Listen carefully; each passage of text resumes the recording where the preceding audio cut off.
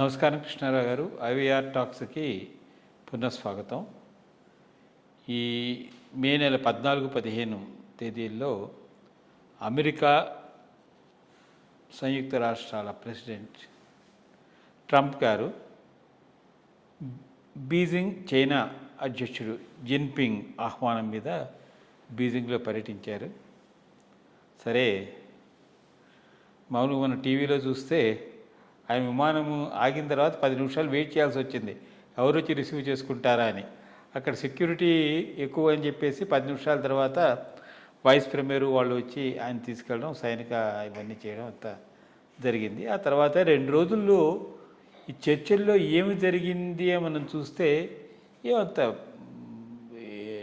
అనుకున్నది ఒకటి అయ్యింది ఒకటి అన్నట్టు, ఏదో సాధిస్తాము, ఏదో చేస్తాము, ఏదో నెగోషియేషను, ఇది డీల్ మేకర్ కింద ట్రంప్ వెళ్ళిందని కూడా మనకేం కనబడలేదు. మెయిన్గా మనకి వచ్చింది ఏంటంటే ఇరాన్ మీద ఫలితం ఏం రాలేదు. ఆ యుద్ధం ఆఫ్ చేయాలని చైనా ప్రకటించింది, కానీ చైనా డెఫినెట్గా చెప్పింది, మేము ఇరాన్ ఆయిల్ మేము కొనుక్కుంటాము, మీరు మాకు అడ్డు రావద్దు అని చెప్పేసి. సో దెన్ ఏంటంటే ఇంకోటి, తైవాన్కు 12 బిలియన్ ఆయుధాలని సహాయ ప్యాకేజీని అమెరికా ఆలస్యం చేస్తాను అన్నది. బట్ ట్రంప్ మటుకు ఏం చెప్పారంటే, నేను అధ్యక్షుడిగా ఉన్నంత వరకు చైనా తైవాన్పై చర్య తీసుకోవడానికి వీలు లేదు అని ఆయన చెప్పారు. చైనా తాను వ్యతిరేకినని చెప్పమని చెప్పి ట్రంప్తో చెప్పిన ట్రంప్ దాని మీద వ్యాఖ్యానం చేయలేదు. సో అది ఒక వెరీ ఇంపార్టెంట్ థింగ్. తర్వాత అఫ్కోర్స్ మామూలుగా చిన్ననాటి ఒప్పందం చైనా ఏమో ఒక 200 బోయింగులు కొంటామని, తర్వాత దాన్ని ఇంక్రీజ్ చేస్తామని చెప్పి, తర్వాత సోయాబీను, బీఫ్, ఎల్ఎన్జీ దిగుమతులు పెంచుతామని చెప్పి చైనా అంగీకరించింది. తర్వాత కొన్ని టారిఫ్ వివాదాలు పరిష్కరించుకుంటామని చెప్పి చిన్న అగ్రిమెంట్ అయింది. కానీ వాణిజ్య యుద్ధానికి మటుకు పరిష్కారం దొరకలేదు. సరే, ఇంకా అతి సున్నితమైన విషయాలైన టెక్నాలజీ ఏ ఉపయోగము దాని గురించి ఏంటంటే, along with Trump Elon Musk, తర్వాత వీళ్ళందరూ కూడా యాపిల్ టీమ్ కుక్, వీళ్ళందరూ ఎన్విడియా జెహ్సాన్ వీళ్ళందరూ వెళ్ళారు. అది అంటే బయటికి మటుకు ప్రస్ఫుటంగా ఏమైంది అనేది మనకి అర్థం కాలేదు. సో ఇట్లాగా ఈ అణు ఒప్పందం మీద ఇట్లాంటి వాటి మీద ప్రతిపాదనలు చేశారు. పెద్దగా అయితే నాకు ఈ విజిట్ మీద బ్రేక్ త్రూ ఏం కనబడలేదు. సో మీరేమనుకుంటున్నారు ట్రంప్ అమెరికా విజిట్ వలన? అంటే ఒకటి ఫస్ట్ ఇది ఒకటి తమాషాది బాగా సోషల్ మీడియాలో సర్క్యులేట్ అవుతున్నది. ఆ ఇష్యూ ముందు కాస్త డిస్కస్ చేద్దాము. వీళ్ళు తిరిగి వచ్చేటప్పుడు అక్కడవన్నీ తీసి మొత్తం డస్ట్బిన్లో పడేసి వచ్చేసారట. వాళ్ళు ఇచ్చిన గిఫ్ట్స్ అంతా. మరి ఇది ఏంది? ఇది సెక్యూరిటీ కన్సర్నా? దాంట్లో ఏమైనా బగ్స్ ఉంటాయని భావించి పెట్టారా, లేకపోతే కంటెంప్ట్ ఫర్ చైనానా? మరి ఏదనేది అర్థం కాదు. ఒకవేళ బగ్స్ ఉంటాయనంటే గిఫ్ట్స్ ఇస్తే రిజెక్ట్ చేయడం, అక్కడనే వదిలేసి రాయటము అది ఒక విషయం. బట్ ఆ డస్ట్బిన్లో పడేది కొంత ఈ మగ ఆరోగెన్సు, రేసిజం అయితే బాగా ఒప్పిస్తూ ఉన్నది. దానిని బాగా దించుతున్నది చైనా. ఆ మగ రేసిజాన్ని, డామినెన్స్ను గట్టిగా మోటుకొని స్టాప్ హియర్, ఇది దిస్ యువర్ లెవెల్ అని చెప్తూ ఉన్నది. ఇన్ఫ్యాక్ట్ ఆ స్పీచ్లో Chinese prime minister Xi Greek ఫిలాసఫర్ను కొన్ని కోట్ చేశాట. అది పేరు ఏదో థియోడరోసిస్ అనో ఏదో ఉంది. థియోడరోసిస్ ఏం చెప్పాడంటే, ఏదైనా ఒక దేశం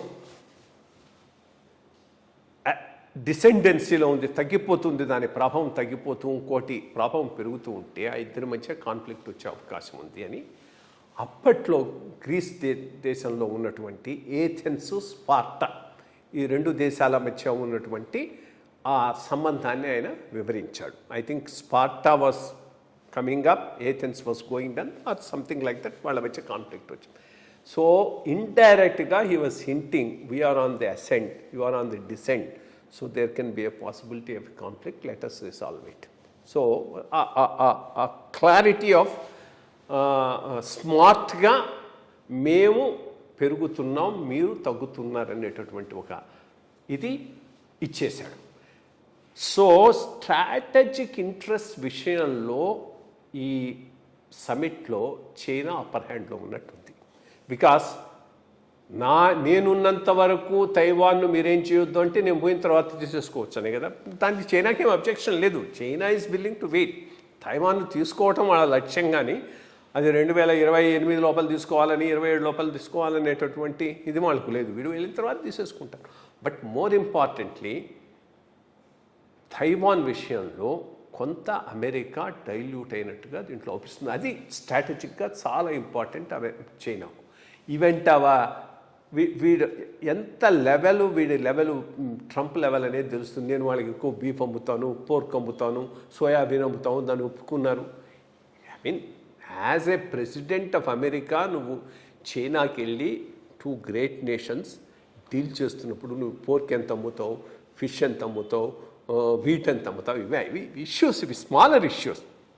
major issues, how do you deal with Iran now? ఇరాన్ను కంటైన్ చేయడంలో మీ సహాయం ఏమైనా చేస్తారా? దాని మీద ఏమైనా అగ్రిమెంట్ ఉందా? ఉంటే అది మేజర్ అగ్రిమెంట్.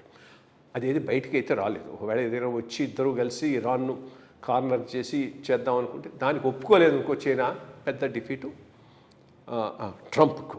అదొక major issue. Arm races issue. రెండోది ఆర్టిఫిషియల్ ఇంటెలిజెన్స్. వీళ్ళు ఎన్విడియా చిప్స్ ఇస్తామన్నా వాడు మాకు వద్దుపోమన్నాడు. ఏమన్నాడు? మేమే డెవలప్ చేసుకుంటున్నామని. సో ఈ రేర్ మినరల్స్ ఇప్పుడు చోక్ చేసేస్తున్న చైనా. దాంట్లో ఏమైనా సాధించారా? ఇవి మోర్ ఇంపార్టెంట్. కానీ నేను కాస్త ఫిష్ అమ్ముతాను, పోర్క్ అమ్ముతాను, బీఫ్ అమ్ముతాను, కార్న్ అమ్ముతాను, ఇది ఇష్యూస్ కావు. ఒక రకంగా ఐ థింక్ ఓవరాల్గా ఈ సమ్మిట్లో చైనా అప్పర్ హ్యాండ్ ప్రదర్శించిందని చెప్పాలి. సరే, ఇది ఒక విధంగా చూస్తే ట్రంప్కి డిఫీట్ అనే అనుకోవచ్చు మనం. నమస్కారం.